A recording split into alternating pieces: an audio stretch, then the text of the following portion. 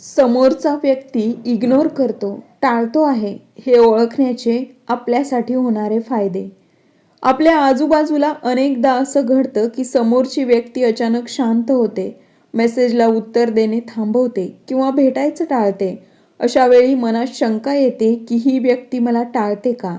हा विचार त्रासदायक असला तरी हा झालेला बदल क्षणात लक्षात येणं ही एक भावनिक परिपक्वतेची खूण आहे. समोरची व्यक्ती आपल्यापासून दूर जात आहे हे ओळखण्याने आपलं मानसिक आणि भावनिक आरोग्य जपलं जाऊ शकतं. हो, हे खरं आहे. समोरचं आपल्याला सोडून जात आहे हे जेवढ्या लवकर आपण मान्य करू तेवढ्या लवकर आपला मानसिक त्रास कमी होणार किंवा तो आपल्याला होणार नाही. तो कसा? त्यासाठी व्हिडिओ शेवटपर्यंत नक्की ऐका. नंबर 1.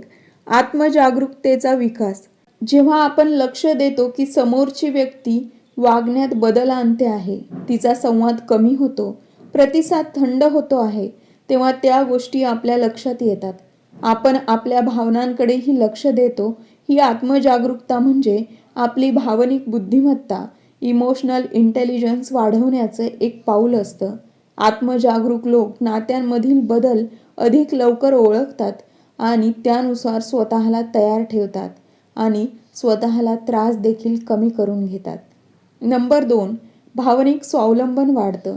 कोणीतरी आपल्याला टाळतंय हे मान्य करणं कठीण असतं, पण एकदा आपण ही वस्तुस्थिती स्वीकारली की आपलं मन हळूहळू दुसऱ्याच्या भावनिक अवलंबित्वातून बाहेर येऊ लागतं. म्हणजेच भावनिकरित्या आपण दुसऱ्यांवर अवलंबून नसतो. कुणी काही म्हणलं तरी आपण तेवढं मनावर घेत नाही. कुणाच्या बोलण्याने स्वतःला त्रास करून घेत नाही. भावनिक स्वावलंबन विकसित होण्याची सुरुवात असते. या टप्प्यावर माणूस स्वतःच्या भावनांचा आधार स्वतः घेऊ लागतो आणि त्यामुळे भावनिक स्थैर्य वाढतं. आपण भावनिकरित्या मजबूत होतो. नंबर 3. अनावश्यक ताणतणाव कमी होतो. जेव्हा आपण गोंधळात असतो की समोरची व्यक्ती खरंच टाळते आहे का नाही, तेव्हा मनात असुरक्षितता आणि ताण निर्माण होतो. पण एकदा आपण वास्तव स्वीकारलं की तो गोंधळ संपतो आणि आपला वेळ वाचतो आणि होणारा त्रास कमी होतो. नात्यातील अनिश्चितता ही ताणाचं मोठं कारण असते. समोरच्याचं वर्तन स्पष्टपणे ओळखल्याने मन शांत होतं आणि मानसिक तणाव देखील कमी होतो. नंबर 4.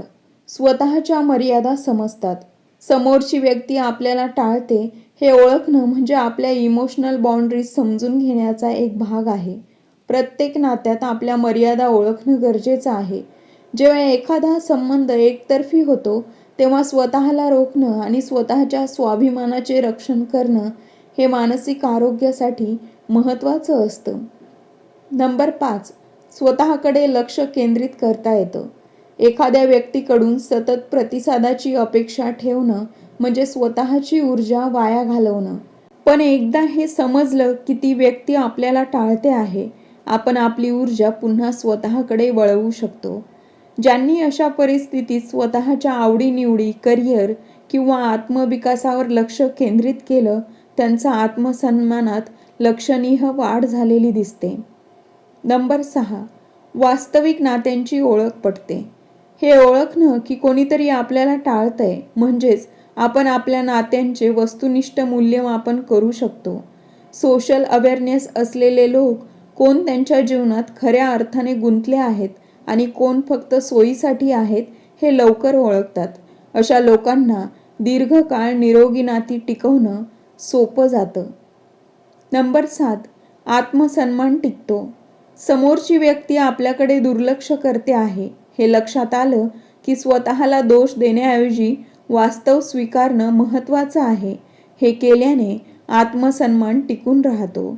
जे लोक स्वतःच्या भावनांचा आदर करतात ते नात्यांमधील नकारात्मक अनुभवांमधून लवकर सावरतात, लवकर पुढे जातात, लवकर मूव्ह ऑन होतात. नंबर 8. पुढे जाण्याची मानसिक तयारी होते. कधीकधी कोणीतरी आपल्याला टाळणं म्हणजे त्या नात्याचा शेवट होण्याची सुरुवात असते.